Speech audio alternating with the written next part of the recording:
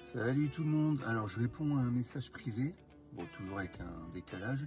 Je réponds à Fares qui m'a envoyé un message très sympathique en privé et qui me demande donc si il hésite entre un modèle 3 d'occasion et un CHR, Toyota CHR. Donc moi ça me parle parce qu'effectivement également avant d'acheter Tesla, avant d'imaginer que je pourrais acheter Tesla, que c'était possible, le CHR j'aimais bien sa gueule. Mais voilà, après j'ai très vite entendu des problèmes de fiabilité, mais je suppose qu'il y a bien des gens dans les commentaires qui ont des CHR qui pourront nous en dire plus. Donc c'est une hybride, hein.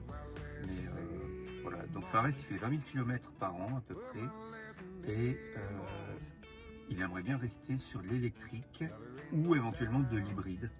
Voilà. Et lui, son modèle Tesla de prédilection, ça serait une modèle 3 d'occasion. Il a un budget autour de 20-25 000. Avec ça, on peut se faire plaisir sur une modèle 3. Moi, je propose qu'on regarde ensemble, comme ça, je ne l'ai pas préparé à l'avance, un peu ce qu'il y a en ce moment en occasion, tout simplement. On retrouve sur l'application Autoscout 24. Moi, c'est toujours là que j'ai trouvé mes Tesla. Et c'est également là que j'ai revendu ma première Tesla Model S de 2013 grise. Alors, donc j'ai déjà mis Tesla Model 3. Prix, donc Fares m'a dit entre 20 et 25. Après, on se doute bien que Fares sait aller voir lui-même et chercher.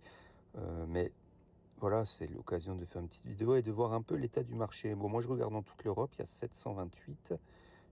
Fares m'a pas dit, mais je pense que, comme souvent, il habite en France. Alors, donc, qu'est-ce qu'on a? On va classer par prix croissant. Donc on démarre à 20 500. 20 500, qu'est-ce qu'on a? On a une modèle 3 de 2019 à 20 500. Ok, 2019. Ok, alors le problème je vais en profiter donc pour apporter une petite touche. Problème de 2019 par rapport à au moins 2021, enfin octobre 2020, vous avez la pompe à chaleur sur les Tesla Model 3 à partir d'octobre 2020. La pompe à chaleur, ça permet d'économiser de la batterie en fait pour pouvoir produire de la chaleur. Donc ça, c'est pas rien. On a également les batteries LFP qui sont arrivées sur les Tesla Model 3. Je ne sais pas à partir de quelle année. Ce que je sais, c'est qu'à partir de 2021, c'est